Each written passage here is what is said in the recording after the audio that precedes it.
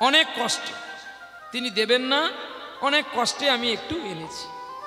যদি আপনাদের বাড়িতে থাকে একবার সৃষ্টিকল্পটা দেখে নেবেন। সৃষ্টিকল্প মানে সৃষ্টি মানে শুরু, মানে জন্ম, শুরু। যদি কেউ বলে মায়ের গর্ভ থেকে জন্ম হয়েছে মানে এটাই শুরু, ভুল। আমাদের সৃষ্টিকল্পটা সেখান থেকে, বাবার সঙ্গে সংলাপ কবে হয়েছিল মায়ের, সেইখান থেকে আমাদের শুরু। আরো শুরু ধরতে গেলে অনেক, সেটা আমরা পাবো না। মানে আহার থেকে মোর্চা, মোর্চা থেকে ব্রহ্ম, ব্রহ্ম থেকেই মাতৃদ্বারে আসতে হয়, সেটা অনেক দূরের কথা। শুধু মাতৃদ্বার থেকে শুরু করতে হবে। এই জন্ম মানুষের আসল পরিচয় নয়, কর্ম মানুষের আসল পরিচয়।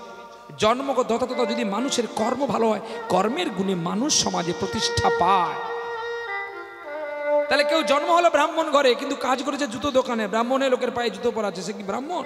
সে চণ্ডাল। ব্রহ্মবৈবর্ত পুরাণ বা মহাভাগবত পুরাণ মহাদর্শন করলে এই কত সুন্দরগুলো ব্যাখ্যা করা আছে। জন্ম মানুষের আসল পরিচয় নয়, কর্ম মানুষের পরিচয়। তাই তো হরিদাস ঠাকুর নিজেই তার কর্মের বিচার করে দিয়ে গেছেন। আসছে হরিদাসের নির্জান তিথি, এই তো পূর্ণিমার আগে আমাদের পালন করতে হয় প্রত্যেকেই। যারা বৈষ্ণব হয়েছেন, যারা দীক্ষা নিয়েছেন, 5 বাড়ি হলে ভিক্ষা করে হরিদাসের নির্জান তিথি পালন করবেন, নাহলে আপনাদের দীক্ষা নেওয়াটাই বৃথা। 5 বাড়ি যা পাবে। হরিদাস ঠাকুর নিজে একদিন ভগবানকে ভিক্ষা করে দিয়েছিল বলে মহাপ্রভু কোলে হরিদাসের যখন মৃত্যু হয়েছিল, হরিদাসের জন্য মহাপ্রভু নিজেই উড়িষ্যায় ভিক্ষা করেছিল। বলো এটা কি মিথ্যা? চৈতন্য চরিতামৃতের অন্তলীলার কথা। তাহলে আজকে মাধব মাধবীর কথাগুলো শুনি।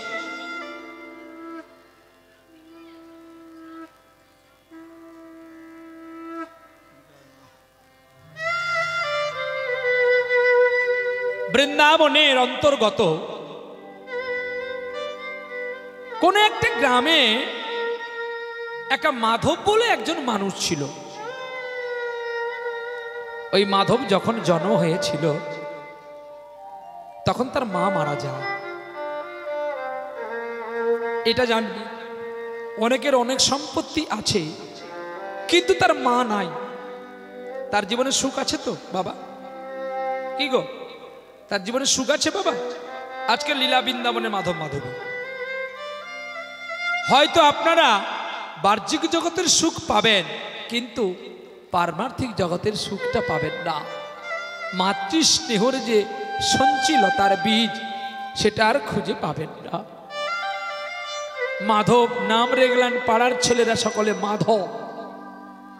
এখন মাধব কি করে গো, ছোট্ট ছেলে মা মারা গেছে বলে তার বাবা কোলে নিয়ে ভগবানকে ডাকে, তুমি আরে কতকাল গিরিধারিলা, আড়ালে আড়ালে রবে, আড়ালে আড়ালে রবে,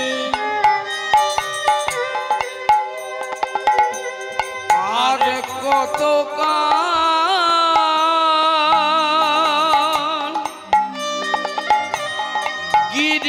গিরিধারিলা,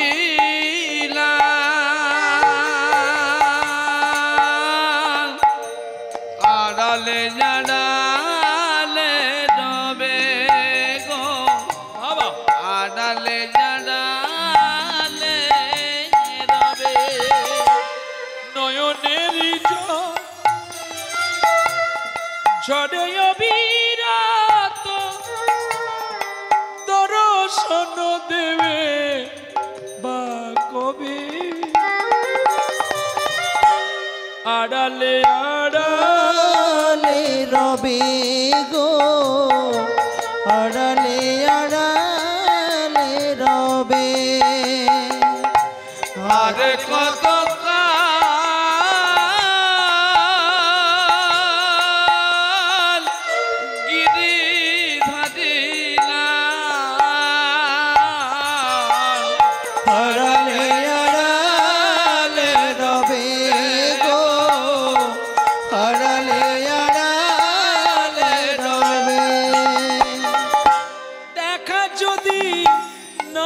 দেবে ওগো নিরুদ, তবে কেন আশা দিয়ে ভরালে হৃদয়।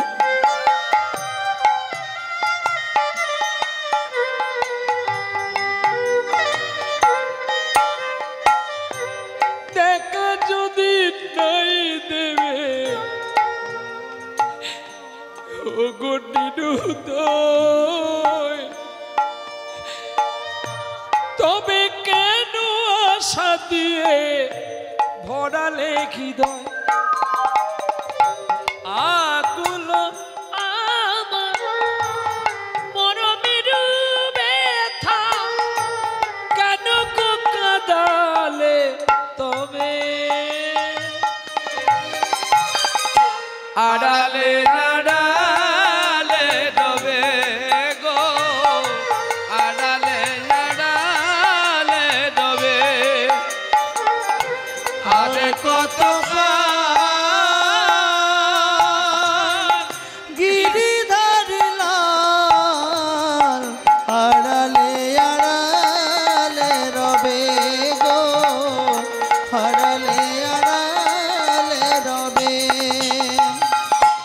ভগবান কৃষ্ণ গান গাইছে গো কে?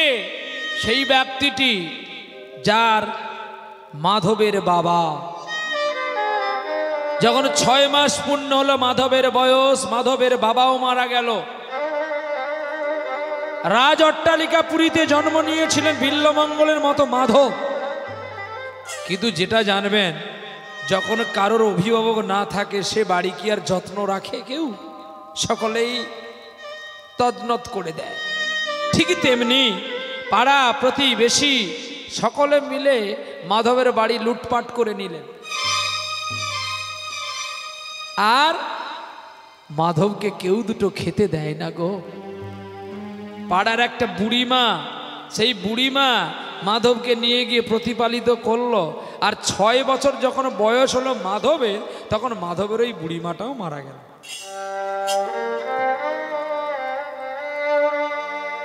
মাধব একা বসে বসে কাঁদছে গো। হে বিনোদ, হে গোপীনাথ, হে দয়াময়, তুমি এমন নীরব কেন হয়েছ গো? গোপীনাথ, তুমি এমন নির্দয় কেন হয়েছ? দয়াময়, তুমি নীরবে কেন গো? বলো করেছ কি অভিমান, করেছ কি অভিমান? ভগবান,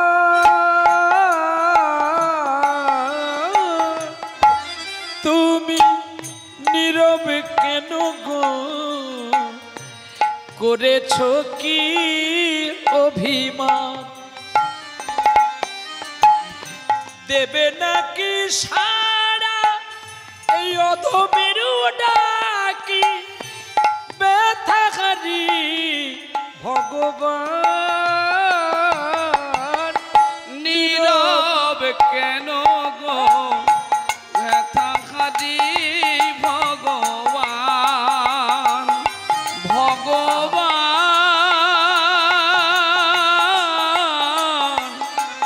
তুমি নীরব কেন গো? করেছ কি অভিমান? দেবে নাকি সারা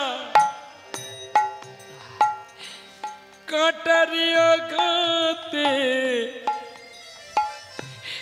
কাঁদিতেছে যারা? কোলে কি নেবি না তাদের? ওগো ব্যথিরা দেবে নাকি তারে? নেবে কোলে তুলে তুমি ব্যথাহারি ভগবান? নীরব কেন গো ব্যথাহারি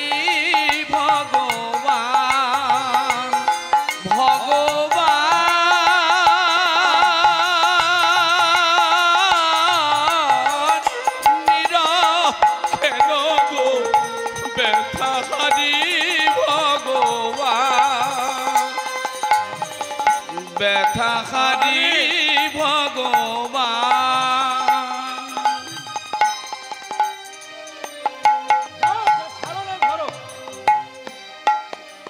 ভগবান নীরব কেন গো ব্যথাহারি ভগবান। কত পূর্ণ করিয়াছি আমি, মাতা পিতা হারালাম দেখো অন্তরে জানি, কে করিবে পালন, কে করিবে লালন, আমায় কে করিবে পালন, কে করিবে লালন। দেখো দেখো গো ভগবান তুমি নীরব কেন গো, করেছ কি অভিমান। ভগবান তুমি নীরব কেন গো, করেছ কি অভিমান। দেবে নাকি সারা অভাজনের ডাকে, তুমি ব্যথা খাদি ভগবান। নীরব নীরব নীরব কেন গো, করেছ কি অভিমান, করেছ কি অভিমান, করেছ কি অভিমান। এটা জানবেন, যার কেউ থাকে না তার কিন্তু ঈশ্বর আছে। আর ওই অনাহারে অনিদ্রায় দিন কাটাতে কাটাতে ছোট্ট ছেলে বড় হয়ে গেল। বড় হয়ে যেখানে দুটো সাধু সঙ্গ বসে সেখানে যায় সাধু সঙ্গ পাওয়ার জন্য, সে ভালো হবে বলে। সাধুরা বলে, "এই, কোন আশ্রম থেকে দীক্ষা নিয়েছিস রে?" অমুক জায়গা থেকে। তোদের আশ্রম ভালো না, হ্যাঁ, আমাদের আশ্রম বড় আশ্রম, আমাদের মঠ বড়, আমাদের কাছে দীক্ষা নিবি, আমাদের কাছে থাকবি, তোকে সকলে ভালোবাসবে। আমি কাউকে নিন্দা করছি না। আচ্ছা আপনারা বলুন তো, আমাদের বিশ্বের সবচেয়ে বড় মন্দির কোনটা? যেটা এখন হচ্ছে, এখনো ফিটিং হয়নি। কে কোথায় করেছে? প্রাচীন মায়াপুরে ইস্কন সাহেবের স্বর্ণ মন্দির বলে আখ্যিত করা হয়েছে। তাহলে এবার দেখুন, শ্লোক বলবে, শাস্ত্র বলবে, আপনারা বিবেচনা করে বলবেন, আমি না। আমি জাস্ট কথাটা থ্রো করলাম, আর আপনারা তার বিবেচনা করবেন। নাহং তৃষ্টামি বৈকুণ্ঠে যোগিনাং হৃদয়ং নচ, মদ ভক্ত যত্র গায়ন্তি তত্র তিষ্টামি হে নারদম। এটা একটা শ্লোক, এর একটা একটা করে ব্যাখ্যাগুলো দেখো। একটা একটা কথা বলছি। নাহং তৃষ্টামি, কৃষ্ণ নারদকে বললেন, আমি বৈকুণ্ঠে থাকি না। নাহং তৃষ্টামি, বৈকুণ্ঠে আমি থাকি না, বৈকুণ্ঠে থাকি না। নাং তৃষ্টামি বৈকুণ্ঠে যোগী না, যোগী যারা যোগ করে, আমি যোগীদের কাছেও থাকি না। তাহলে এত বড় বড় সুন্দর করে মন্দির সাজিয়েছে গোবিন্দ, এত যে মসজিদ করেছে বড় করে, এত যে বড় বড় গির্জা করেছে, তাহলে তুমি থাকো কোথায় প্রভু? বলছে মদ ভক্ত, মানে আমার ভক্ত, যেখানে সে আমার প্রশংসার কথা বলতে বলতে, বল, আমার গুণ কথা বলতে বলতে সে নিজেকে না ধরতে রাখতে পেরে কেঁদে ওঠে। আরে মদ ভক্ত যত্র গায়ন্তি, কি গায়ন্তি? আমার গুণ কথা। নারদ আমি যে আগে তার কাছে ছুটে যাই, তার কাছে তার কথা আমি শুনবো বলে। আরে এইবারে চিন্তা করতে পারেন, এত বড় বড় মন্দিরে কি ঈশ্বর আছে? কৃষ্ণ জানতো যে তার স্বর্ণ দ্বারকা নিয়ে একদিন তার পুত্র পুত্রাদিরা ভাঙিয়ে ভাঙিয়ে খাবে। তাই কৃষ্ণ চলে যাওয়ার আগে তার আসল দ্বারকাকে জলে ডুবিয়ে দিয়ে গেল। কেন? তুমি জানো না আমি আমার অহংকারকে নিজেই রাখি না। হরি বল, হরি বল। তবে আমি আপনাদের জোর করব না, আমি আপনাদেরকে রিকোয়েস্ট করব না, অনুরোধ করব না। যদি আপনারা কৃপা করে অনুগ্রহ চিত্তে কোনোদিন আমার কানাই বলাইয়ের কাছে যান, হয়তো বড় বড় মঠ মন্দির মতো কিছু দিতে পারবো না, গোবিন্দের একটু প্রসাদ হাতে দিতে পারবো। প্রসাদ চিন্ময় বস্তু, প্রসাদকে চিনতে গেলে অনেক কষ্ট করতে হয়, বা প্রসাদকে পেতে গেলে কত জনম তপস্যা করতে হয়। এই প্রসাদের মাহাত্ম্য কোনোদিন বিচার করবেন না যে আমরা ইস্কনের দীক্ষিত বলে আমি বড়, তুমি নবদ্বীপে দীক্ষিত বলে তুমি ছোট। স্টেশন কিন্তু একটা, নাম শিয়ালদহ। আপনি এখান থেকে গোচরণ থেকে কিংবা বারাসাত থেকে ট্রেনে যেতে পারেন, কেউ অটোয় যেতে পারেন, কেউ টোটোয় যেতে পারেন, কেউ হেঁটে যেতে পারেন, কেউ আবার বাসে যেতে পারেন। যাবেন কিন্তু শিয়ালদহ। সেটা ইস্কন হতে পারে, গৌড়ীয় মঠ হতে পারে, যে কোনো আশ্রম হতে পারে। কি গো, কৃষ্ণ নামে ছোট বড় আছে? ভুলেও কালকে কেউ একাদশী পালন করবেন না। আগামী পরশু রবিবার ভগবান শ্রী বামন দেবের আবির্ভাব তিথি। ওই আবির্ভাব তিথিতে আমাদের ব্রত করতে হবে, যেটা বৃন্দাবন এবং নবদ্বীপ। আপনার পঞ্জিকা খুললে দেখতে পাবেন গোস্বামী বর্গদের কালকে একাদশী করতে নিষিদ্ধ করে গেছে।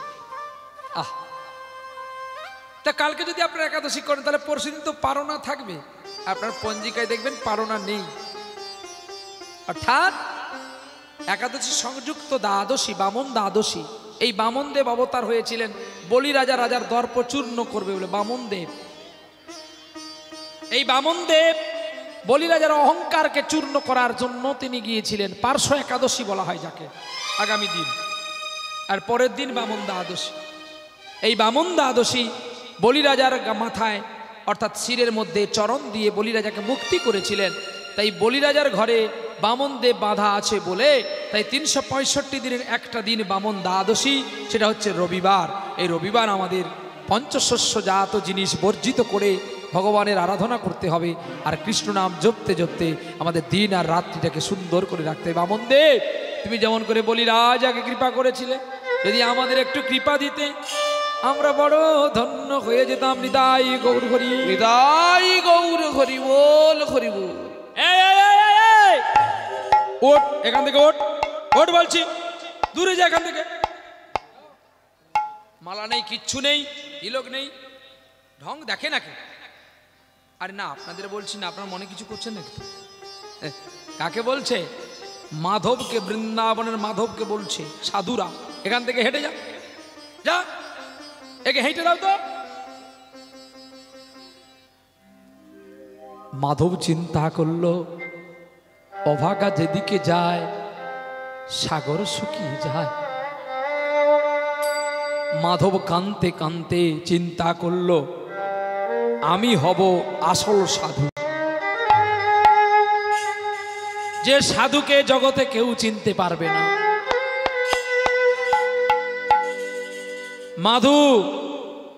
মাধব কি করলো গো? মাধব সাধু সাজলো।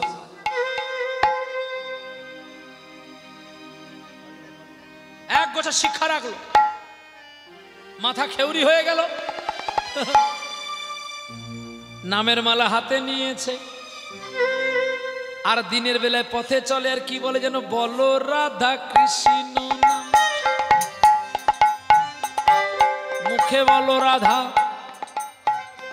হরির নাম, বলো রাধা কৃষ্ণ নাম, মুখে বলো রাধা হরি নাম, বলো রাধা কৃষ্ণ নাম। একবার মুখে বলো সদা হরি নাম, বলো রাধা কৃষ্ণ নাম।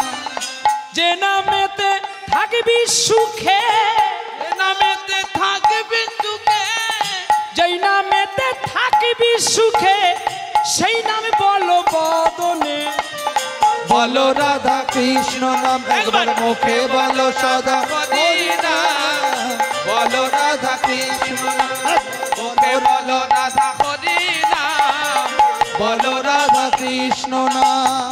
ওরে হোক না যত মেথর মুচি, সাবধান, সব জায়গায় হরিনাম গাইবেন, মেথর মুচির কাছে হরিনাম গাইবেন না, মেরে ফেলবে। যেখানে বৈষ্ণব আছে সেখানে হরিনাম গাইবেন। বলে না ভাই, সব জায়গায় হরিনাম গাইবি, বলে যদি মার খাস খাবি। আচ্ছা আপনারা বলুন, মহাপ্রভু কি শুধু হরিনাম নদিয়ায় দিয়েছিল, আর কোথাও দেয়নি? তাহলে মহাপ্রভু হরিনাম প্রথমে কে বাধা দিয়েছিল? ব্যক্তিটি কে মনে আছে আপনাদের? মহাপ্রভু যে হরিনাম করেছিলেন নবদ্বীপের বুকে, কে বাধা দিয়েছিল প্রথমে? কি গো বাবা? জগাই মাথায়, বেশ ভালো কথা। তারপরে চাঁদ কাছে, তারপরে আর মনে নেই বাবা। আছে, মনে আছে, মনে কিন্তু আছে, কিন্তু স্মরণে নাই। কি ঠিকানা কি পেলে না? হ্যাঁ, ঠিকানা কি পেলে না গো, কথা দিয়ে এলে না, এলে না, এলে না, কথা দিয়ে এলে না। তুমি কোথায়, কথা দিয়ে এলে না। এই কিভাবে রে খেলা, ভোরায় সারা রাতে, নিশিরাতে ফুল জুড়ে যায়, ঠিকানা কি পেলে না, পেলে না, পেলে না, কথা দিয়ে এলে না। কি গো মনে আছে? মনে কিন্তু আছে, স্মরণে না। এই তো বিদায় বেলা। কি বাবা, বিদায় বেলা মনে থাকে কি? মনে থাকে না গো, অপরাধ ক্ষমা করবেন। মানে বিদায় বেলা মানে আমাদের বৃদ্ধকাল, নাকি? বিদায় বেলা মানে বৃদ্ধকাল। তো বাবা, বৃদ্ধকালে কি সব মনে আছে? চপল গোপাল যে মহাপ্রভুর সঙ্গে সবচেয়ে বেশি আঘাত করেছে, মানে একসঙ্গে দুইজনকে, মহাপ্রভুকে এবং ভক্তকে। শিবাসের বাড়িতে যখন মহাপ্রভু ছিলেন, শিবাসকে এবং মহাপ্রভুকে একসঙ্গে আঘাত করেছিলেন না, ছাগমুন্ডু টাঙিয়ে। সে কথাটা বোধহয় আমাদের স্মরণে নেই, স্মরণে নাই, কিন্তু মনে আছে। ঠিকানা কি খুঁজে পাও না, তাই হয়তো তোমাদের স্মরণে আসে নাই। বিদায় গৌর হরি বল। তাহলে মহাপ্রভু শুধু ওদেরকে হরিনাম দিয়েছিল। আচ্ছা, মহাপ্রভুর কাছে চাপাল গোপাল গিয়েছিল, মহাপ্রভুর কাছে জগাই মাদাই গিয়েছিল, মহাপ্রভুর কাছে যে মলয় চাঁদ কাজী গিয়েছিল, না এদের কাছে ওরা গিয়েছিল? এমন মুসলমান যে 5 বার নামাজ পড়ে, তার কাছেই মহাপ্রভু নিজেই গিয়েছিলেন। হিসাব করে দেখো। হরি বল, হরি বল। এটা আমার মুখের কোনো কথা নয়, এটা শাস্ত্রে যা লেখা আছে তাই আমি আপনাদের কাছে পরিবেশন করছি। মহাপ্রভু চাঁদ কাজী যখন এসে তার হরিনামের শিকল ভেঙে দিয়েছিল, ভক্তের প্রতি চাবুকের আঘাত করেছিল, পরের দিন মহাপ্রভু 4টি সম্প্রদায় করে যায়নি? মলয়চাঁদ কাজীর কাছে। কি বাবা গিয়েছিল তো? গিয়ে কি বলছিল, কি বলে ডেকেছিল নিমাই চাঁদ কাজী সাহেবকে, মনে আছে? কি বলে? মামা বলেছিল। আচ্ছা মামা কি করে হবে? এ তো মুসলমান আর ও তো তার ব্রাহ্মণ, কি বাবা কি করে হবে? বলে বলে দেওয়ার সম্পর্কে সম্পর্ক নয়, একটা সম্পর্ক আছে লুকিয়ে। কি না, নীলাম্বর চক্রবর্তীকে মলয়চাঁদ কাজী চাচা বলে ডাকত। আর চাচা মানে কিন্তু কাকু, যেটা আমরা বাংলা ভাষায় বলি কাকাই বা কাকা বা কাকু। তাহলে কাকুর মেয়ে আমার কে হবে? আমার বোন হবে। তাহলে বোনের ছেলে আমার কে হবে? আমার ভাগনা হবে।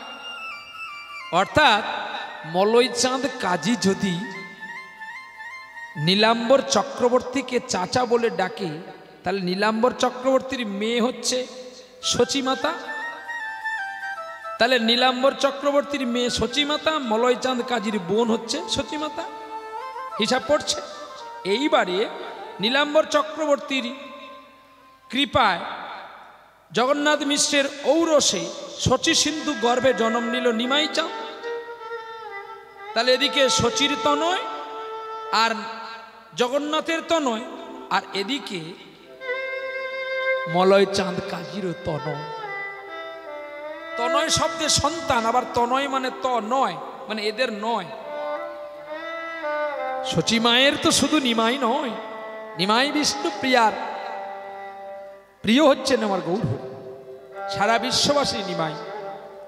তাই তিনি মামা বলে ডেকেছিলেন। আর নিমাইকে দেখে তো ভয়ে তো চৌকির তলে লুকিয়ে গিয়েছিল। নিমাইকে কি সুন্দর ডাকছে, মামা আমি তোমার বাড়িতে আসলাম আর তুমি দুটো খাওয়ানোর ভয়ে ভয়ে লুকিয়ে গেছো। অমনি চাঁদ কাজী এসেছিল। নিমাই তুই কি খাবি রে? আমি যে মুসলমান। কাঁপছে ভয়ে। মামা কত সাদে করে আমি আসি তব ভবে, আসি তব ঘরে, কেন লুকাইয়া আছো মামা আমার অসম্ভবে। আমি তব পুত্র সম, তুমি তব পিতা। চাঁদ কাজী কহে ওগো নিমাই তুমি আমার বিশ্ববিধাতা। তুমি আমার বিশ্ববিধাতা।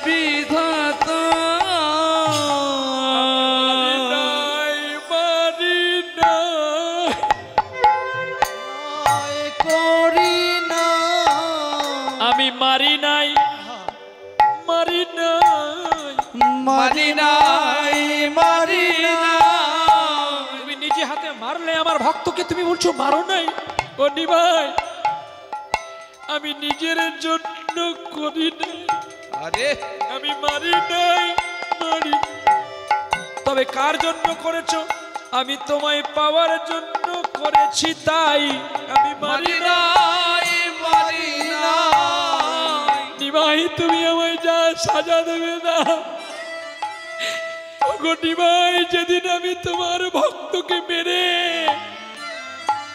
আমি আমার মায়াপুরে এসেছিলাম, ওই দেখো না সেই রাতে আমার বক্ষর মাঝে অর্ধেকটা সিংহ অর্ধেকটা মানুষের মূর্তি।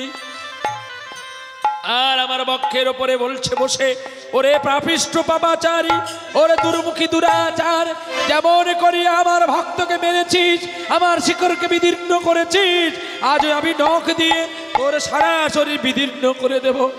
ওরে নিমাই সেই বড় বড় চোখ বড় বড় নখ দিয়ে যখন আমার বুকে আঘাত করতে আসলো, আমি হে হে কৃষ্ণ বলে যখন চিৎকার করে উঠলাম, অমনি আমার চোখের জলে ওই আর সেই রূপটি আমি আর দেখতে পেলাম না। এই দেখা দিবি আমার বুকে কেমন একটা নখের দাগ পড়ে আছে। কাজী সাহেব বলছে নিমাই আমি তোকে পাওয়ার জন্য করেছি। এর জন্য যদি তুই আমাকে শাস্তি দিস আমি মাথা পেতে নেব। শোনো মামা, তুমি যে কাজ করেছো এটা খুব গৌণ কর্ম, এটা নিন্দনীয় কর্ম, এর জন্য তোমায় কঠিন সাজা দেব। দে নিমাই, আমি মাথা পেতে দিলাম, দে। তোমাকে আমি খেউনি করাবো, তোমাকে আমি মালা দেব, তোমাকে আমি তিলক দেব, তুমি পারবে নিতে? ও নিমাই, তুই যা বলবি আমি তাই করব। তোকে পাবো আর তোর কথা শুনবো না, তা বললে কি হয় রে? আহ, ঈশ্বর যে ক্রোধান্বিত এসেছিলেন, ঈশ্বরের ক্রোধান্বিত অগ্নিকুণ্ডটাকে মাত্র একটা একটু বরফের জলে সুশীতল করে দিল। এইখানে তো খবর কলম দিয়েছে গো, তুমি রবে নীরবে। আহা, ঈশ্বর নীরব হয়ে গেছে তো। ভক্তের আদর্শ, ভক্তের প্রেরণা, ভক্তের ভালোবাসা, কৃষ্ণ নীরব। তুমি রবে নীরবে হৃদয়ে মম, তুমি রবে নীরবে হৃদয়ে মম, তুমি রবে নীরবে। একজনকে নীরব করে দিলেন, আর নীরব করলেন কাজী সাহেব। কাছ থেকে চাপাল গোপালকে ছেড়ে ওই যে মলয়ে চাঁদ কাজীর মতো আরো দুটি ভাই, যারা মদ্যপান করে জগৎগুরু নিত্যানন্দকে মেরেছিল। হ্যাঁ, নিত্যানন্দের উত্তর শুনেছ? মেরেছে কলসি কানা, তা বলে কি প্রেম দেব না? আহারে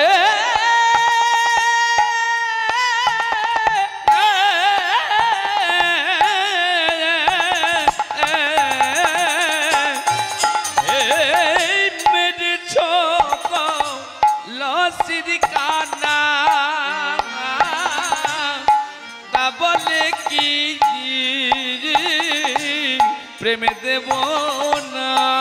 তাহলে চিন্তা করো, জগাই মাদাই কত পুণ্য করেছিল, তাই আজকে তাদের ডাকে মারলো তারা।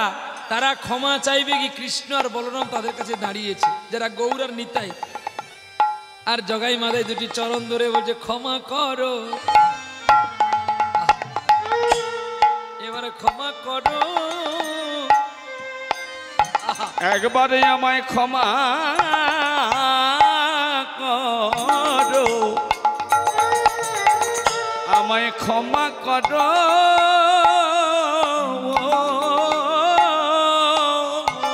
দুটি ভাই জগাই বলছে ক্ষমা করো, ক্ষমা করো, আর মাধাই নিতাইয়ের চরণ জড়িয়ে ধরে কি বলছেন? সেই কৃপা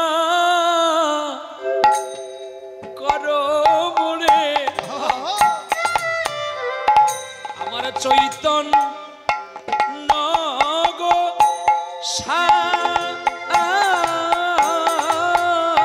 ওগো এই কৃপা করো মোরে,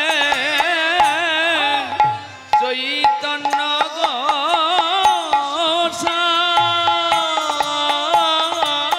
ওরে যে কি পায় পাইব তোমায়, ব্রজের রাধা কৃষ্ণ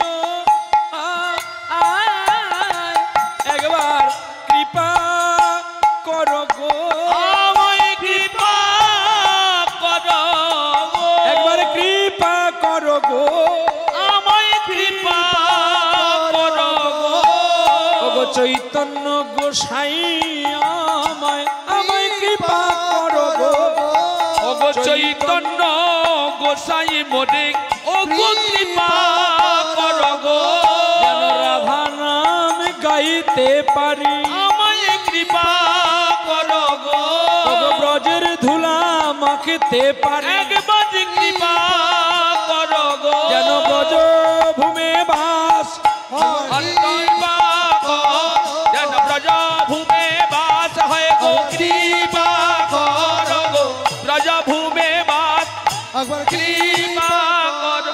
ও রাধে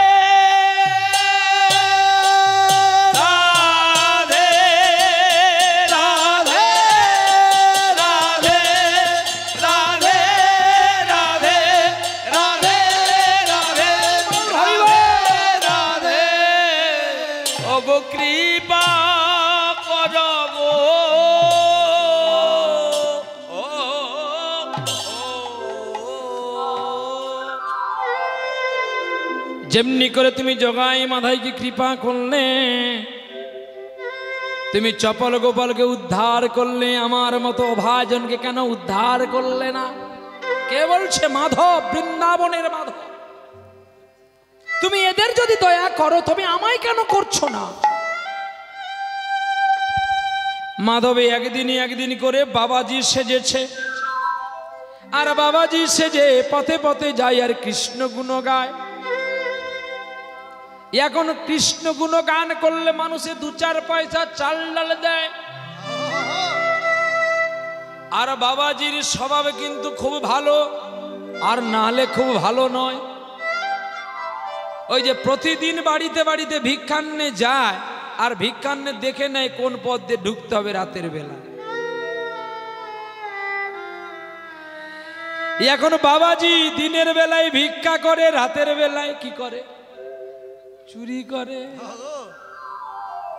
চুরি করে করে খুব বড় আশ্রম বানিয়েছে, খুব বড় মন্দির বানিয়েছে, লোকের ঢোলা ঢোলি। আর প্রতিদিন মাধবকে সকলে প্রণাম করে, প্রণামই দেয়। মাধব বলে সোজা আঙুলে যদি ঘি না ওঠে আঙুল বেঁকাতে হয়। এবার দেখে যা, আমি ঠিক কিরণমালার মতো বেঁকে বেঁকে চলব। হ্যাঁ, আপনার সেখানে কিরণমালা দেখেন না? কিরণ কার কিরণ? সূর্যের কিরণ কিংবা চাঁদের কিরণ। জানেন ওদের মধ্যে কলঙ্ক আছে।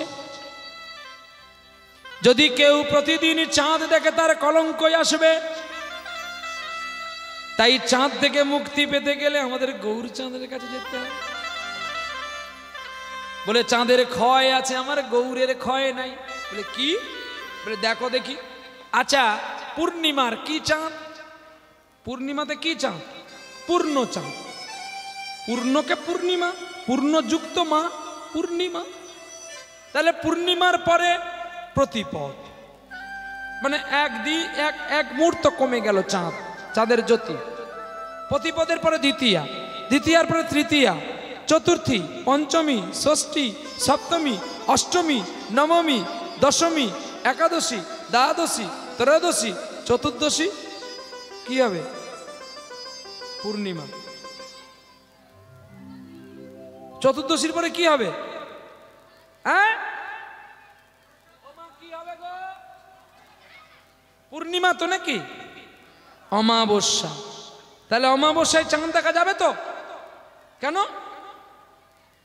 চাঁদ যদি এত আলো, ও চাঁদ সামলে রাখো জোছনাকে। গানটা শোনা যায় না? সামলে রাখো জোছনাকে। সামলাতে পারবে তো? জোছনার আলো পূর্ণিমাতে অমাবস্যায় দেখা যাবে? যেদিন পূর্ণিমায় দেখা যায়। কেন যায় না? অভিসম্পাত, অহংকার। অহংকার মানুষকে ধ্বংস করে দেয় বাবা। যদি কেউ নিজে বলে আমি বড়, তাহলে কিন্তু সব চলে গেল, কিচ্ছু থাকবে না। তাই ঠিক তেমনি চাঁদ অহংকার করেছিল বলে শ্বশুরের অভিশাপে চাঁদ এক খলো খলো করে খসে গিয়েছিল। ওই শিব বেটা যদি না থাকতো, চাঁদকে আর এই পশ্চিম বাংলায় কেন সারা বিশ্বে দেখাই যেত না। নাকি ভুল বললাম? পরম বৈষ্ণব রেখেছিলেন মাথায় জোটাতে এক পানা একদিনে চন্দ্র। আর সেই একখান চাঁদকে আমরা শিবের মাথায় দেখতে পাই। তারপরে চন্দ্রের সকল স্ত্রী গিয়ে যখন বাবার কাছে ক্ষমা চাইল, আমার স্বামীকে ফিরিয়ে দাও, তখন বলেছিল যাও চাঁদ, আমি আমার মেয়েদের অনুরোধ রাখার জন্য তোমায় আমি ক্ষমা করলাম, তবে এটাই জানবে অমাবস্যা তিথি তোমায় কেউ দেখতে পাবে না। তুমি কলঙ্কিত চাঁদ আজ থেকে। তাই বলুন তো, আকাশের চাঁদের চেয়ে আমার গৌর চাঁদের কত জ্যোতি। আকাশের চাঁদে তবু কলঙ্ক আছে, আমার গৌর বলে যদি কেউ একবার ডাকে তার একদিনের পাপ চলে যায়। আর যদি হাগৌর বলে একবার নয়ন জলে ডাকে, গৌর শব্দে কথা জানতে, গোবিন্দের গো, রাধার রা, এক নামে দুইজন লুকিয়ে আছে গৌরা। গোবিন্দের গো, রাধার রা, যদি কেউ হা কৃষ্ণ বলে গৌর বলে কেঁদে ওঠে, গৌর বলে কেঁদে ওঠে, গোবিন্দ তারে পাপ রাখে না রে, তার পাপ রাখে না রে। ওরে সকল পাপ ও পাপ হরণ করে, ওরে কোনো পাপ রাখে না রে, ওরে সকল পাপ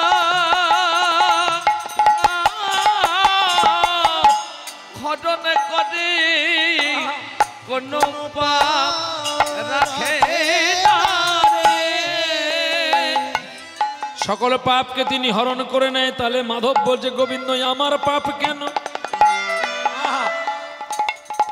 করোনা হরণ, কেন সাধু আর চোরে করেছ বর্ণন, কেন আমার পাপ কবে হরণ হবে, ও গো সাধু আর চর এক হয়েছে, আমার কবে পাপ হরণ হবে।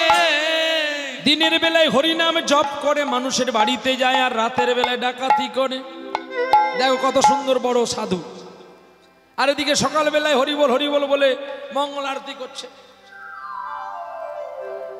দুপুর বেলায় ভোগ আরতি করছে। ভজপতি তয় ধারণ ভজ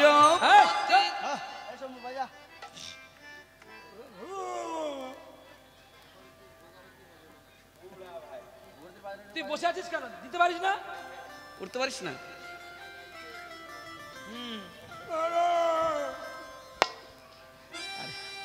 গান আছে তার স্মরণ নেই, সে গেছে শ্বশুর বাড়ি বেড়াতে, শালা বুড়ো বয়সে শ্বশুর বাড়ি গেছে, আবার কাঁচলের দোকানে চা খাচ্ছে। না না, শাশুড়ির চাটা খুব সুন্দর তো, লজ্জাও নাই, ভালো করে দুধ দিয়ে বানায়। লাজের ঘাটে তোকে চান করায়নি রে, হ্যাঁ না একটু লজ্জা নেই। দেখো আবার যাত্রার সঙ্গে প্রেম করে না শাশুড়ির সঙ্গে প্রেম করে। বলবো আরো বলবো? বলো, বলতে ইচ্ছা থাকলে বলতে হবে।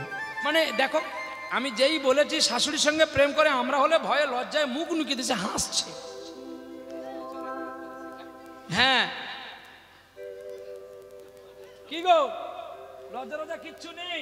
না, শাশুড়ির সঙ্গে প্রেম করে লোকে শুনলে ভালো বলবে, ভালো বলবে। কি বলবে? তুমিও বলবে, হ্যাঁ তুমিও বলবে। মানে আমিও শাশুড়ির সঙ্গে প্রেম করবো? হ্যাঁ করো, ছি, ছি, ছি। তুমি করো না, না। শাশুড়ির সঙ্গে তুমি প্রেম করো। হ্যাঁ আর প্রেম তো যাত্রার সঙ্গে করা প্রয়োজন নাই। এখনো তোমাকে এই এখানকার ভক্ত পেটাইনি, অনেক ভাগ্য ভালো। চুপ করো, নাহলে এখন ধরে মারবে তোমাকে। আচ্ছা বাবা, হ্যাঁ ভক্ত বাবারা আপনারা বলুন, হ্যাঁ বলুন, কি বলুন? শাশুড়ির সঙ্গে প্রেম করা ভালো কি মন্দ এটাই বলুন। আচ্ছা বলুন তো, ভালো? শাশুড়ির সঙ্গে প্রেম করবেন? এটা যুক্তিসম্মত কথা। এবং ইউটিউব চ্যানেল এই যে প্রহ্লাদ বাবু ইনিও যে করেন, উনি তো ভক্ত মানুষ, আর ভক্ত মানুষ যারা হয় তারা খুব চতুর হয়।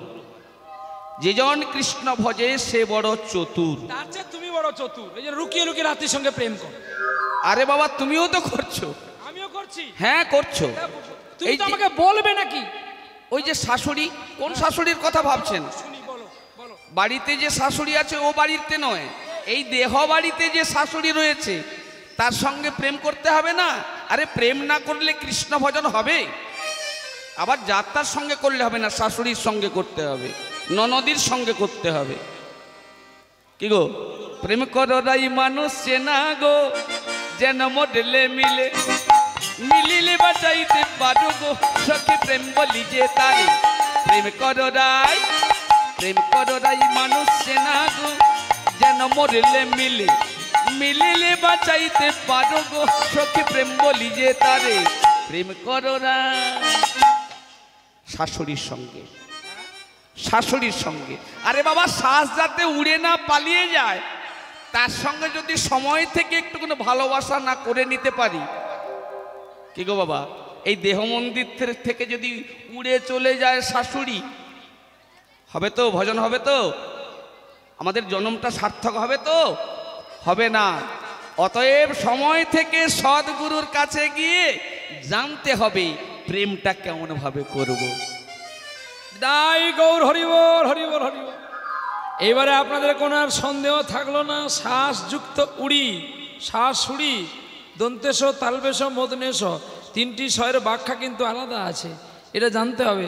আর সর্বর্ণ ব্যঞ্জনবর্ণের মধ্যে দুটি স আছে, এই যে সগুলো, তালবেশ একটি স, আবার দন্তেশ একটি স, আবার পেট কাটা মদনেশ একটি স, এই তিনটি স, তিনটি স্বয়ের ব্যাখ্যা আলাদা, তিনটি স কিন্তু জানতে হবে।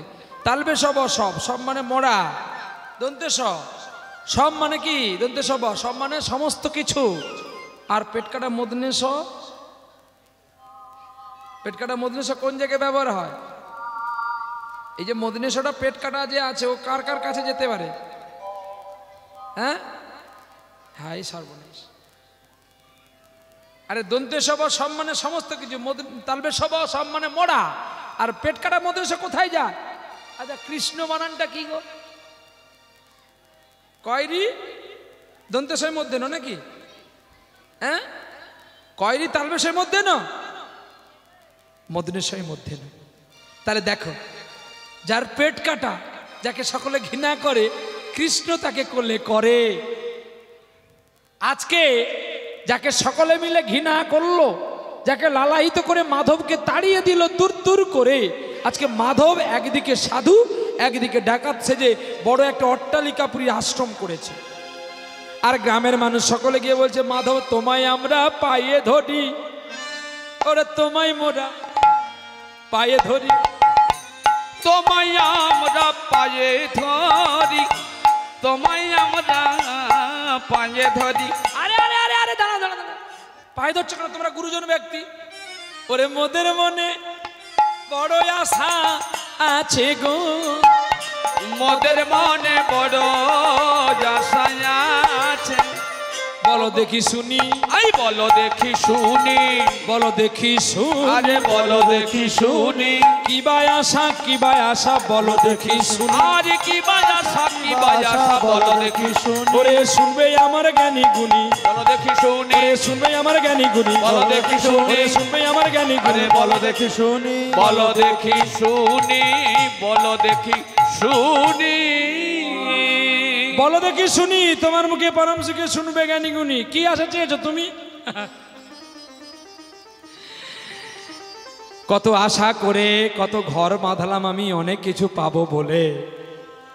আজকে সকল গ্রামের মানুষ এসে মাধবের কাছে বিনয় করে বলছে, মাধব যুগল ছাড়া সাধন ভজন হয় না। বাহ, যদি করবি রে হরির সাধন, ওরে দেহের তত্ত্ব আগে জানে রে মন। তাই বলছি তোমায় কত সুন্দর কথাই ওরে আমার পাগল মন। কি পাগল মন বলছে? বলছে শোনো, তুমি যদি ভগবানের সাধনা করবে, তাহলে যুগল ভজন না হলে কোনো তীর্থ ফল লাভ হবে না। তাই আমরা বড় আশা করে এসেছি, অমুক গ্রামে একটা সুন্দর কন্যা আছে গো, যেই কন্যাকে দেখে তোমার মুগ্ধ হয়ে যাবে হৃদয় গো। বলে দেখো, আমার চাল নেই, চুলো নেই, আমার বাবা নেই, মা নেই, আমার কোথায় জাতি কি জাতি ঠিক নেই, তোমরা আমাকে বিয়ের ব্যবস্থা করছো। দেখো বাবাজি, তোমার কিছু নেই আমরা জানি, কিন্তু তোমার সৎ ভাব, সৎ আচরণ। আর মাধব সকালবেলা এমন আচরণটা করত যাতে পাড়ার লোক কি কোনো গ্রামের লোক কোনো ব্যক্তি বুঝতে পারত না যে এত টাকা পয়সা কোথা থেকে আসছে। সবাই জানতো যে আমাদের মাধব বড় বাবাজি হয়েছে, তাই সবাই টাকা পয়সা দিয়ে যাচ্ছে। এইবারে দেখতে গেল মেয়েটা, মেয়েটিকে দেখতে গিয়ে অপরূপ কন্যা। আহা, কন্যাটাকে দেখতে এত সুন্দর যে কেউ দেখলে তার হৃদয়ে ভরে যাবে, কিন্তু এত গৌর বর্ণ যাকে যদি অন্ধকারে দাঁড় করে দেওয়ার চেনা যায় না। কি কত গৌর বর্ণ দেখেছ? এতটাই কালো, কিন্তু কালোর মধ্যেও যে আলোর জ্যোতি গো। ওরে কালো মেয়ের পায়ের তলা দেখে যা আলো নাচো। কালো মেয়ের পায়ের তলায় দেখে যা আলোর নাচ। কালো মেয়ের পায়ের তলায় দেখে যা আলো নাচো। রূপ দেখে যা বুক পেতেছি, রূপ দেখে যা বুক পেতেছি, যার হাতে বাঁচন বাঁচা দেখে যা আলোর নাচ। কালো মেয়ের পায়ের তলায় দেখে যা আলোর নাচ। কালো মেয়ের পায়ের তলায় দেখে যা আলোর নাচন। আহা, তাহলে কালো মেয়ে মানে কালী, তাহলে কালীর পায়ের তলে কে পড়ে আছে? দেবাদিদেব মহাদেব। রূপে কালো কিন্তু জগৎকে করে তো আলো। তাই সত্যি সত্যি কালো নয়, গৌর বর্ণ। আমি এমনি মজা করলাম। আর গৌর বর্ণ মেয়ে দেখে মাধবের রূপ মৃত হয়ে গেল, বলছে আমি বিয়ে করব। ব্রাহ্মণ ঠাকুর বলছে দিনক্ষণ দেখি, বলে তোমার খাতা পাঁজিতে তুমি দিন রাখো। পাঁজি পথি সে পণ্ডিত ভোলা, जबन भोलाए रोजा और मन मंदिर से जो देखते हैं तो कहां फिर नहीं खोजा। कौन बोल रहे हैं? एक कथाटा के बोलेছিল? मीराबाई। কাকে বলেছিল? রানাকে, তার স্বামী রানাকে। মানে 12 বছর বয়সে তো বিবাহ হয়ে গেছে। কার বিবাহ হয়ে গেছে? মীরাবাই। ছোট্ট বয়সে বিবাহ হয়ে গেছে, কিন্তু তার বাবা জোর করে রাজপুত্র রানার সঙ্গে বিবাহ দিয়েছিল। কিন্তু মীরাবাই রানাকে হৃদয় থেকে মেনে নেয় না। হৃদয়ের বসনে বসিয়েছে কাকে? না, গোবিন্দকে। তার একটাই কথা, আমার গিরিধারী। নাচত গিরিধারী গোপালা, নাচত গিরিধারী গোপালা, হে শ্যাম সুন্দর নটবর মদন গোপাল লালা। নাচত গিরিধারী গোপাল, নাচত গিরিধারী গোপাল, নাচত গিরিধারী গোপাল। আহা, নাচত গিরিধারী গোপাল। গিরিধারী ছাড়া কাউকে চেনে না, কিন্তু রানা কত সুন্দর করে ডাকে, কিন্তু কোনো কথা শোনে না। আর মীরাবাই বলেছিল পাঁজি পুঁথি সে পণ্ডিত ভুলে যায়। পাঁজি আর পুঁথি দেখালে পণ্ডিত যেন মাথা নোয়ায়। আর যবন ভুলে রোজা, রোজা আসলে যবন সব কথা ভুলে গিয়ে নামাজ পড়ে রোজা। যবন ভোলাই রোজা और मन मंदिर में जो देखा हूं तो बार से नहीं खोजा। যে হৃদয়টাকে দেখে নিতে পেরেছে, হৃদয়ে কত দল পদ্মে আমার প্রাণ গোবিন্দ বসে আছে। আমার পূজার থালায় সাজিয়ে দিলা ব্যথার শত। আমার পূজার থালায় আছে আমার ব্যথার শত দোল। পূজার থালায় সাজিয়ে দিয়েছে আমার গোবিন্দের ব্যথার শত দলের ডাল। আহারে, চিন্ময় নয় বিনিময় নয়, প্রাণ জগতের ভক্তি জবা দিয়ে সাজিয়েছে। ভক্তির বেল্লপত্র দেয়, কেউ তুলসী পত্র দেয়, কেউ আবার নয়নের জল দেয়। মাধবে বিবাহ করলেন তৎক্ষণাৎ, আমার কোনো পাঁজি দেখার দরকার নেই। বিবাহ করে মাধবীকে নিয়ে আসলেন বাড়ি, কিন্তু মাধবের আরো একটা দোষ ছিল গো। কি দোষ? মাধব সুরা খেত। ওরে সুরা খেত, মাধব সুরা খেত, সুরা খেত গো। ওরে কত জাতি সম্পূর্ণ মান, ওরে বংশের ছেলে রাতের বেলায় সুরা খেত। ও যে সুরা খেত, আস্তে, সুরা খেত, সুরা তাকে খেত না, এটা সকলে জানবেন। কেউ যদি মদ খান খাবেন, তাতে আমার বলার দুঃখ নেই আর বলার কোনো দরকার নেই। মদ খাবেন, মদ যেন তোমাকে ঘুরে না খায়, তাহলে তুমি মরে গেছো। মদ খেয়ে যদি রাস্তায় পড়ে থাকলি, রাজা সাজলি, তাহলে তুই মরে গেছিস। কখন রাস্তায় পড়েছিস, কখন জলে পড়ে যাবি, হরি বল হবে। মদ খা, মদ যেন তোকে না খায়। ছেলেটার কয়েকটা গুণ দেখো। প্রতিদিন তার নাইট ডিউটি চাকরি আছে, স্ত্রীকে বলে, তবে কোনোদিন তুমি আমাকে জিজ্ঞাসা করবে না আমি কোথায় যাচ্ছি। আর এটা জানবেন, যখন কেউ একটু রাঘবশালী হয়, প্রভাবশালী হয়, তাকে তার স্ত্রী পুত্র কেন কেউ জিজ্ঞাসা করে না, বাবা তুমি কোথায় যাচ্ছ, কি বলে না? বলে কি? কেউ বলে না, ভয় পায়। বাবাজি সাজলেও ভয় লাগে, আর কালো পোশাক পরলেও ভয় লাগে। স্ত্রী একদিন বলছে, তুমি প্রতিদিন কেন কালো পোশাক রাত্রে পরো গো? বলে, আমার নাইট ডিউটির কাজ আছে, তাই আমায় কালো পোশাক পরতে হয়।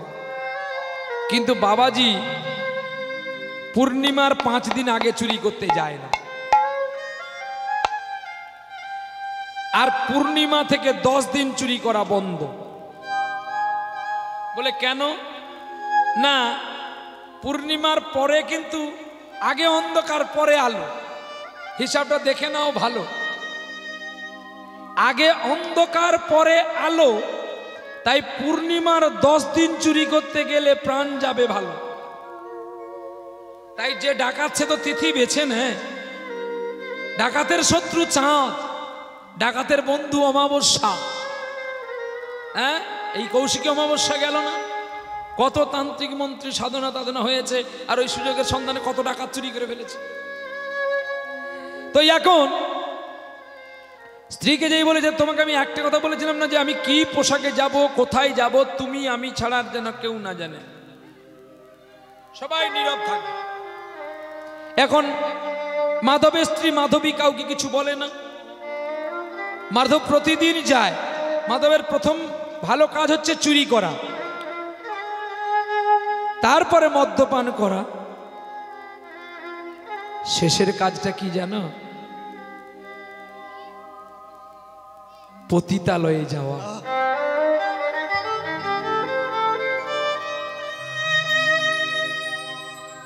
কিন্তু নিজের স্ত্রীকে যে বিবাহ করেছে,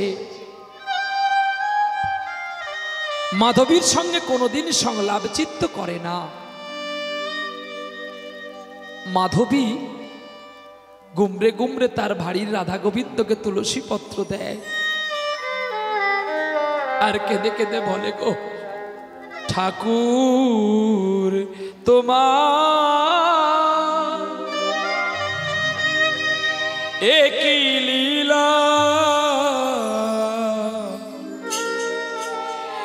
একই লীলা, লীলা, লীলা। আমি বুঝিনি তো ক্ষুদ্রমতি, আমি বুঝিনি তো ক্ষুদ্রমতি, ঠাকুর তোমার একই লীলা, একই লীলা। আমি বুঝিনি তো ক্ষুদ্রমতি, আমি বুঝিনি তো রুদ্রমতি যেদিকে তাকাই শুধু হাহাকার, যেদিকে তাকাই শুধু হাহাকার, যেন পাপে ভরা বসুমতি, পাপে ভরা বসুমতি। আমি বুঝিনি তো ক্ষুদ্রমতি, আমি বুঝিনি তো ক্ষুদ্রমতি।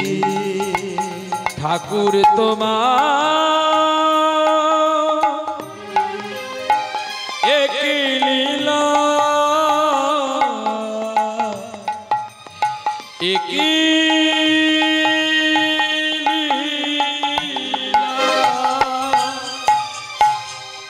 দয়াময়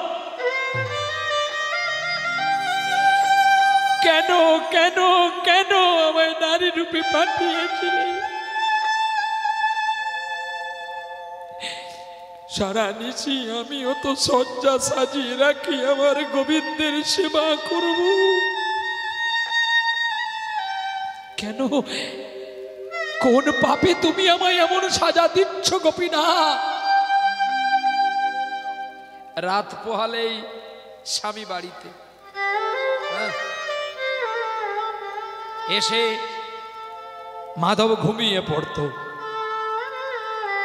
ঠিক 10টার দিকে ঘুম থেকে উঠে স্নান করে তিলক পরে বাবাজি সেজে নিত। একদিন ওই গ্রামের এক প্রান্তে এক গুরুদেব এসেছে একজনের বাড়িতে। এখন গুরুদেব ভাগবত কথা বলবে। দেখো বুঝতে পারছেন তো কি বাবা, কাহিনীটা বোঝা যাচ্ছে? গুরুদেব যেই বাড়িতে এসে ভাগবত কথা বলবে আর অমনি সকলে পাড়ার লোক চলছে, অমনি মাধবী মাধবকে জড়িয়ে ধরে বলছে, আমার একটা কথা রাখবে ওগো প্রাণনাথ? আমার বড় আশায় আছে। আহা স্বামী গো আমার বড় বড় আশায় আছে। ও গো স্বামী গো,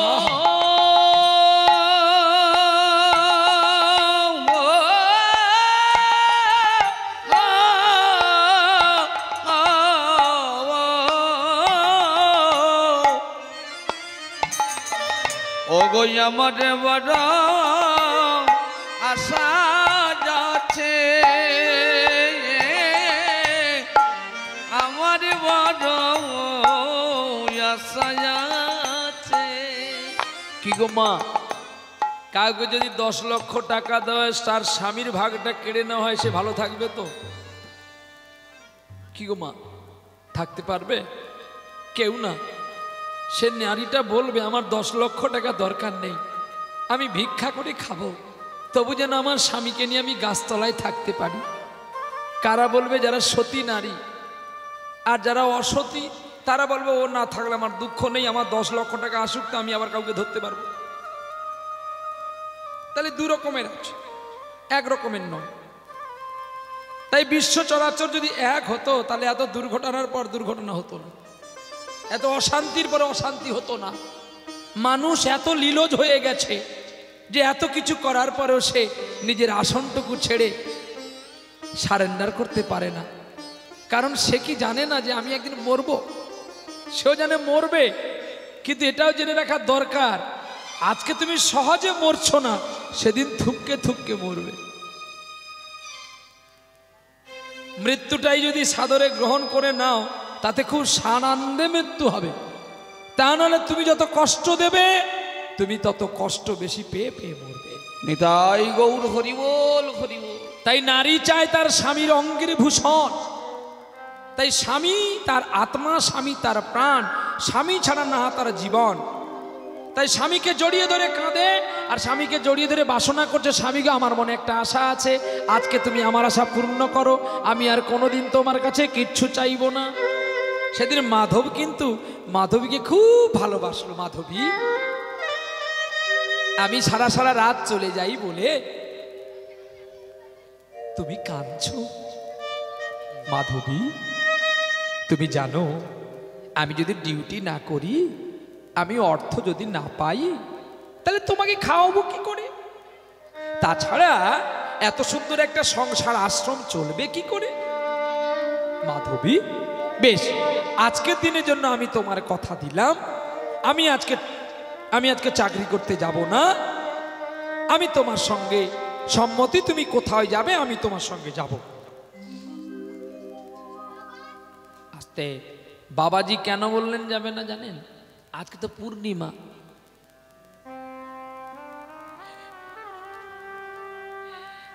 পূর্ণিমা গেলেই তো বাবাজি ধরা পড়বে। সে কালো পোশাক পরুক আর সবুজ পোশাক পরুক আর তেরঙ্গা পতাকা পরুক, ধরা কিন্তু পড়তে হবে। তাই আজকে মাধবীর মন ভোলানোর জন্য মাধবীকে জড়িয়ে ধরে বলছে, মাধবী আমি তোমার সঙ্গে যাব, আমি তোমার সঙ্গে যাব। মাধবী আমি তোমার সঙ্গে যাব, আমি তোমার সঙ্গে যাব। মাধবী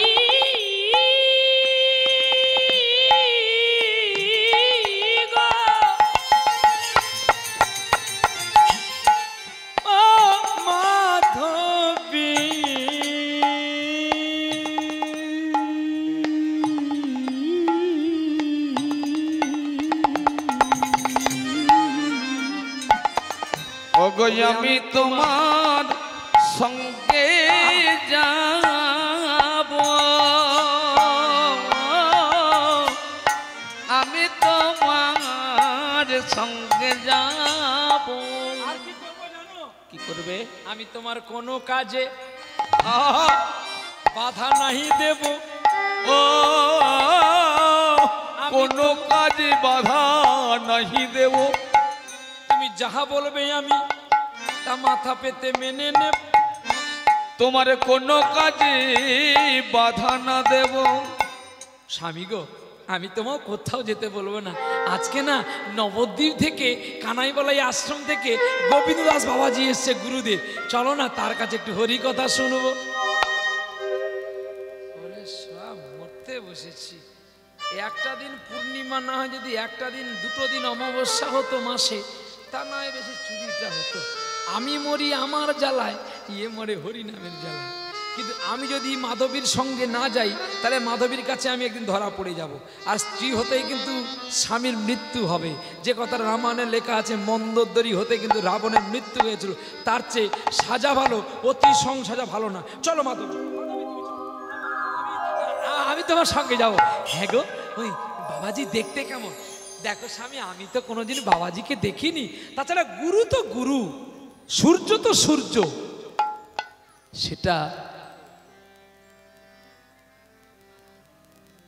পূর্ণিমার সূর্য হোক, অমাবস্যার পূর্ণ হোক, সূর্য একই। আধুরাতে যদি ঘুম ভেঙে যায়, মনে পড়ে মন প্রিয়, চাঁদ উঠেছে আকাশের গায়ে, মনে পড়ে ও গো প্রিয়। জড়িয়ে ধরেছে মাধবীকে, আর মাধবীকে নিয়ে চলছে কে? মাধব বলছে, আধো রাতে যদি ঘুম ভেঙে যায়, ও গো প্রিয়, আধো রাতে যদি ঘুম ভেঙে যায়, মনে পড়ে ও গো প্রিয়,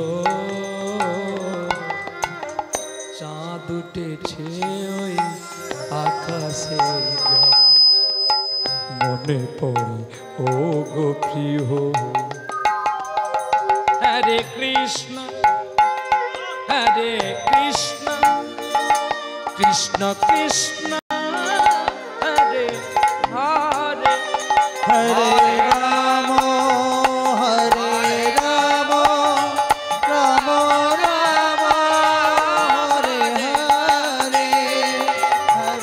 কতদিন পুজিনি গো আমি,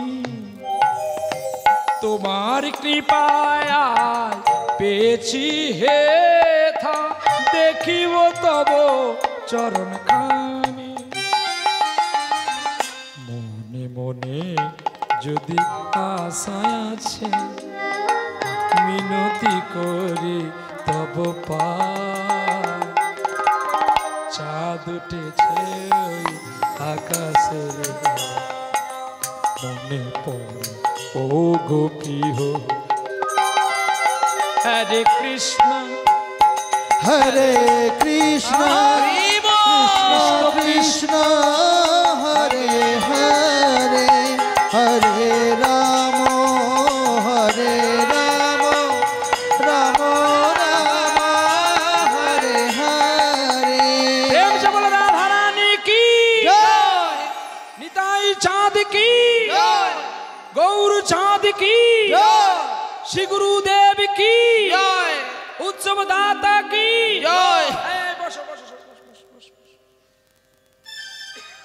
गुरु ब्रह्मा गुरु विष्णु गुरुरेव महेश्वर, गुरु साक्षात् परम ब्रह्म, तस्मै श्री गुरवे नमः। अज्ञानं तिमिरङ्गदस्य ज्ञानाञ्जन शलाकया चक्षुर्मिलितं येन तस्मै श्री गुरवे नमो नमः। मुन्नाथ श्री जगन्नाथ मद्गुरु श्री जगद्गुरु, मदात्मा सर्वभूतात्मा तस्मै श्री गुरवे नमः। भागवत कथा बोलते बसेছি কে? শ্রী গুরুদেব। আর প্রথম দিকে শ্রোতা কারা? মাধব আর মাধবী। হ্যাঁ, মাধব শুধু এদিক ওদিক তাকায়, কার গায়ে গহনা আছে আর হরি কথায় মন নাই বসে। কায়দা দেখো।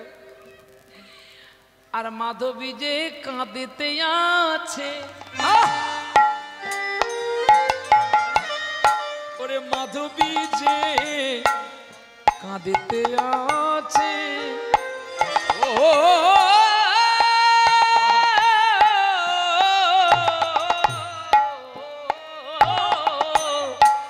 মাধবী যে কাঁদিতে যাচ্ছে,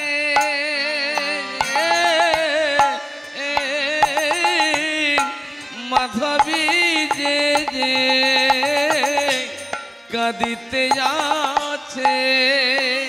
মাধবী কি করছে গো? কাঁদতে আছে। গোবিন্দ আমার স্বামীকে তোমার আরে পথে নাও গো,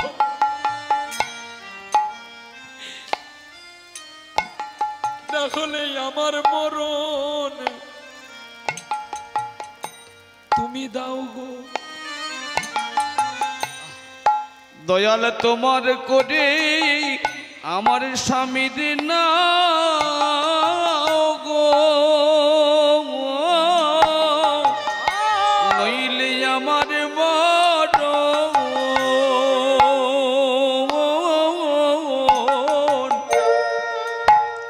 তুমি দাও গো। গোবিন্দ হয় তুমি আমার স্বামীকে তোমার পথে নাও, নালে আমার মরণে নাও। আমার মরাই ভালো, আমার মরাই ভালো, মরাই আমার মরাই ভালো,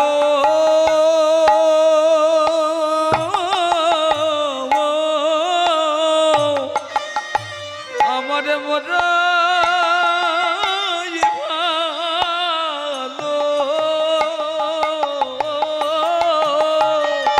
দেহ দেহ স্বামী সেবাই, গোবিন্দ সেবাই, বৈষ্ণবে সেবাই, গুরু সেবাই লাগিল না গো, না লাগিল আমার তার মরাই ভালো, মরাই ভালো। তুমি কাঁদছো কেন? তোমার কি হয়েছে? না তোমার চোখে কিছু পড়েছে?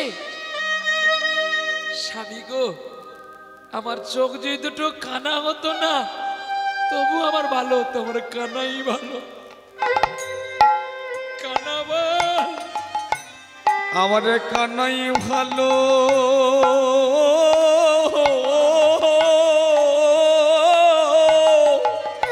আমার কানাই ভালো এই কথাটা কে বলেছিল জানেন? কানাই ভালো, কানা ভালো। যে নয়নে কৃষ্ণ এই কথাটা বলেছিল শ্রীমতী রাধারানী। বাসক সজ্জা মানে আছে, দেখবেন যখন দ্যুতি বলছে ওই তো তোর কৃষ্ণ আসছে, সারা নিশি অপেক্ষা করে রইলেই তোর কৃষ্ণ আসছে, তুই মান করতে পারবি তো? কথা বলা হবে না অন্ধকারে। বলছে হ্যাঁ আমি থাকবো। মানটা কেমন জানিস? নীরব ঘরে বসে থাকবি, যতই ডাকুক না কেন কথা বলবি না। তার লক্ষণ কয়েকটা জিনিস নাকি, যেমন কালো জিনিস তোর হেরা হবে না। কালো জিনিস বলে হ্যাঁ কালো জিনিস না আমি হেরবো না। আরে যদি আচ্ছা তুই ধরো কৃষ্ণ কালো, তোর কালোকে দেখা যাবে না, আমি দেখবো না। আচ্ছা তোর মাথার চুল কালো, তুই কি করবি? আমি যোগিনীর বেশ ধারণ করিব, মাথার কেশ নেড়াইব, ও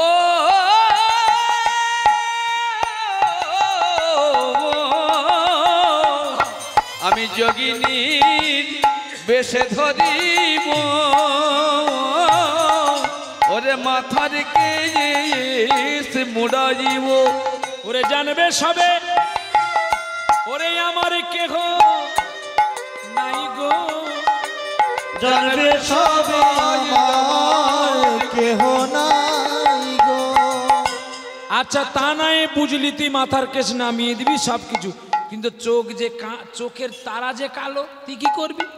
আমার কানা ভালো, কানা ভালো, আমার কানা ভালো, আমার কানাই ভালো, যে নয়ন কৃষ্ণ সেবায়।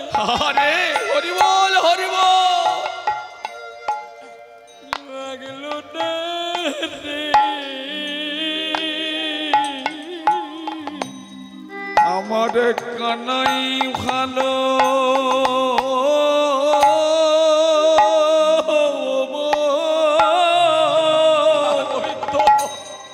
আমার কানাই ভালো।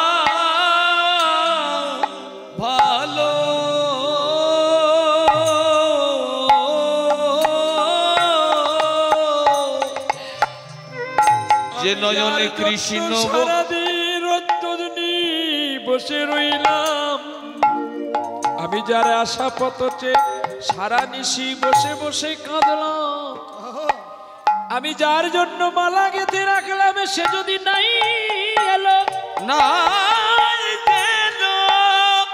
আমার বেঁচে থাকার চেয়েও মরাই ভালো। আমার আমার কানাই ভালো, ভালো আমার কানাই ভালো, আমার কানাই ভালো,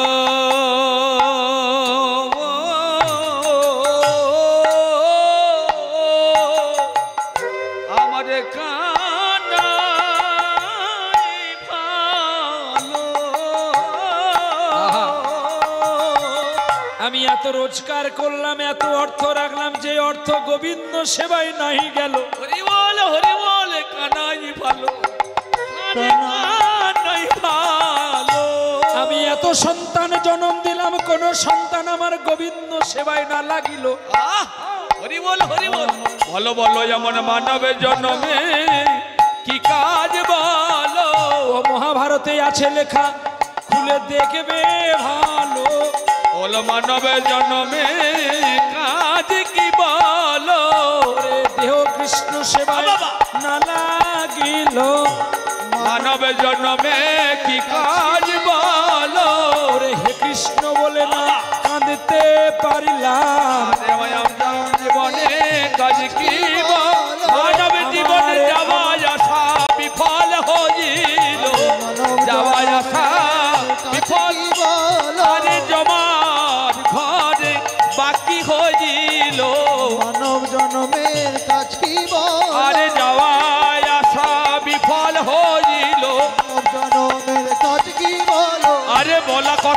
বলে এলো, মানব জনমের কাজ কি বলো, আরে আমারই আমার করে মরিল, মানব জনমের কাজ কি বলো, আরে এ জনমে কাজ কি বলো, মানব জনমের কাজ কি বলো, এই যাওয়ায় আশা বিফল হলো, মানব জনমের কাজ কি বলো, আরে যাওয়ায় আশা বিফল হলো, মানব জনমের কাজ কি ও রাধে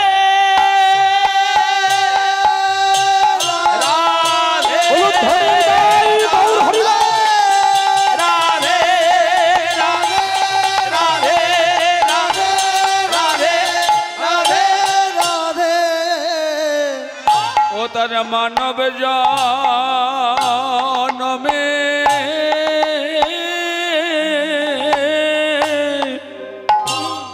কাজ কি বলো,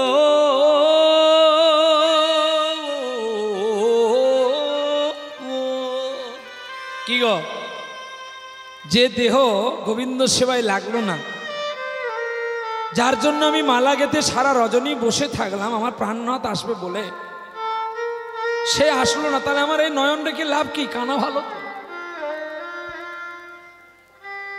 নারীদের কাছে বড় কে? ভগবান, স্বামী, ছেলে, কে বড়? বলো মা, আস্তে বেটা, কে বড়? স্বামী বড়, ভগবান বড়, গুরুদেব বড়, না ছেলে বড়? কে বড়? বলো মা।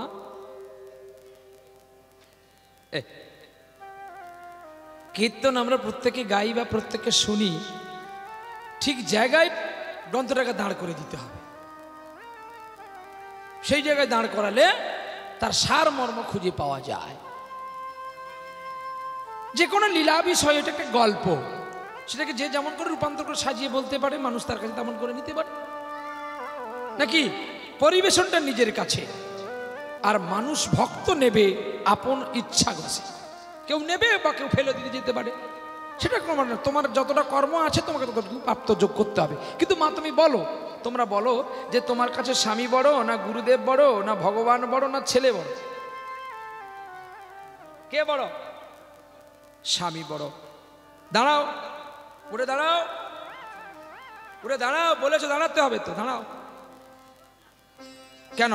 তোমার দাঁড়ালে ভয় লাগবে? আমি এমন কোনো অসম্মান তোমায় করব না জননী।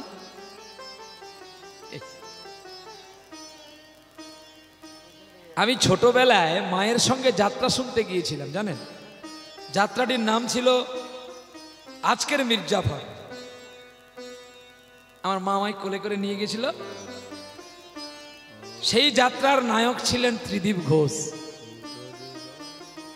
হাত দুটো কেটে দিয়েছিল, সে কি রক্ত! আমি তো চমকে ভয়ে পড়ে গেছি। তার অত্যাচার দেখে একটা মেয়ে একটা জুতো ফেলে দিয়েছিল, আর সেই জুতোটাকে ত্রিদীপ ঘোষ বুকে নিয়ে কি কাঁদলো। সাদা লাইটগুলো জ্বলে গেল। বলছে, ম্যানেজারকে ডাকলো, আসলে আসলো, বলছে কোন মা জুতোটা ফেলেছো, একটু দয়া করে আসো। সে তো ভয় উঠতে পারছে না, একটা অভিনয়ের নেতাকে জুতো মেরে দিয়েছে, ভয় পাচ্ছে না। তখন তুই মেরেছিস, ওঠ, মুখ পুরি বড় ইয়ে, তুই ওঠ, পেছনে জুতো দিচ্ছে, আর এ তার ভয়ে উঠছে না। হ্যাঁ, তুই বলেছিস তুই ওঠ, পেছনে খোটা দিচ্ছে, আর কেউ যাচ্ছে না। যদি তোর ডাক শুনে কেউ না চলে, একলা চলো রে। ওগো জননী, তোমাকে অপমান করলে কি আমি মান পাবো মা? তুমি যে আমার জননী গো। তুমি যদি বলো তোমার স্বামী বড়, তোমার স্বামীর কথায় তুমি আমাকে বিষ খাইয়ে গিয়েছিলে না? কি গো মা, তুমি যদি আমার কয়াদু হও, আমি তো তোমার প্রহ্লাদ।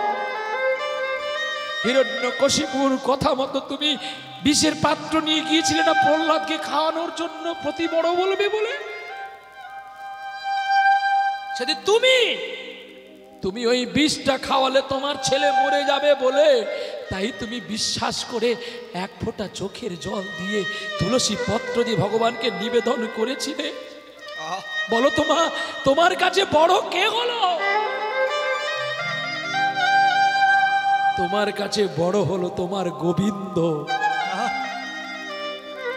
তোমার দুই গোবিন্দ পরীক্ষা নিল, এক গোবিন্দ বিষ দিল আর এক গোবিন্দ হরণ করলো, মাঝখানে তোমার মাঝখানে আমি শুধু বেঁচে গেলাম মা। যখন এমন হয় জীবনটা মনে হয় ব্যর্থ আবর্জনা, ভাবি গঙ্গায় ঝাঁপ দি রেলের লাইনে মাথা রাখি,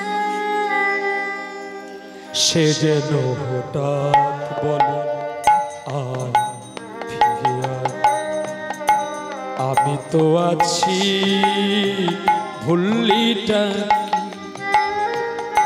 মা গো, সে কি তুমি, সে কি তুমি মা, সে কি তুমি। তাহলে তোমার স্বামী বড়, তোমার স্বামী তোমাকে বিষটা দিয়েছিল বলে তুমি তোমার স্বামীর কথা মতো কৃষ্ণকে দেখতে পেয়েছিলে। তাই প্রতি আত্মা, প্রতি প্রাণ, প্রতিতে জীবন, প্রতি বিনা নারী লোকের বৃথাই জনম। যখন ভালোবাসা বহু পথে ধরে চলে যায় দূর থেকে দূরে, যখন ভালোবাসা বহু পথে ধরে চলে যায় দূর থেকে দূরে, বন্ধুর দরজাতে যত কিছু করা সে যেন ওটা বলে ফিরে আয়, আমি তো আছি ভুল্লিটা মা গো, সে কি তুমি, সে কি তুমি মা, সে কি তুমি। বাহ, সুন্দর। একটা ঢোসা চন্দ্রেশ্বর একটা মাইক পেয়েছিলাম, দাসুদার সাউন্ড আর জামাই বাবুর সাউন্ড। আরো বড় হও তুমি। সত্যি আপনাদের কোনো কষ্ট হচ্ছে কি? এখন দুটো তিনটে মাইকের ফোন থাকলে একটু টুক করে ওঠে আবার দায় গরু। মা তোমার কাছে স্বামী বড় গো, তাই তোমার কাছে না, তোমাদের কাছে প্রতি আত্মা, প্রতি প্রাণ, প্রতিতে জীবন, প্রতি বিনা, প্রতি মানে স্বামী, আবার প্রতি পতয় হর্ষই, আবার পতয় দীর্ঘই। কি বাবা, পতয় হর্ষই না পতয় দীর্ঘই গো মা? যে নারীর প্রতি অত্যাচার করে পতয় হর্ষই, আর যে নারীর চরণ ধরে কাঁদে সে পয় দীর্ঘই। নারীর পায়ে ধরে কাঁদবেন নাকি আপনারা? তা মানকুল যাবে যে বলে, আরে কৃষ্ণের যদি মান না যায় আমাদের কি যাবে? 3 দিন কাঁদবেন, 3 দিন প্রণাম করবেন রতি ক্রিয়া যোগে। নারীরা যেদিন ঋতুবতী হবে, মায়েরা শুদ্ধাকারী থাকে, সেই 3টি দিন নারীর কাছে 3 দেবতা বিরাজ করে। প্রথম দিনের বিষ্ণু, দ্বিতীয় দিনে ব্রহ্মা, তৃতীয় দিনে মহেশ্বর। ওই 3 দিন নারী কাছে ঘুমনো অপরাধ, নারীকে দেবী এনে দেখতে হয়। প্রাবণ্যে প্রসিদ্ধে হরি গৌরী নারায়ণী নমস্তুতে, শরণাগত দীনার্থ পরিত্রাণ পরায়ণী, সর্বেশ্ব হরে দেবী নারায়ণী নমস্তুতে।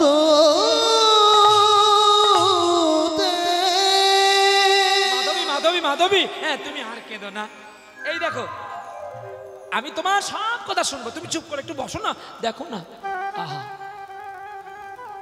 আর ওদিকে মাধবী শুধু গুরুদেবের কথা শুনছে, আর গুরুদেব এক ডাকাতের কাছে আর এক ডাকাতের কথা শোনাচ্ছে।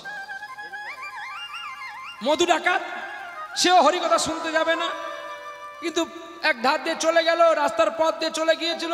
এখন বাবাজি বলেছিল, ব্রজের প্রসিদ্ধ নবনীত চৌরং গোপাঙ্গনা দুকুল চৌরং শ্রীরাধার হৃদয়স্থ চৌরং, হে চৌরং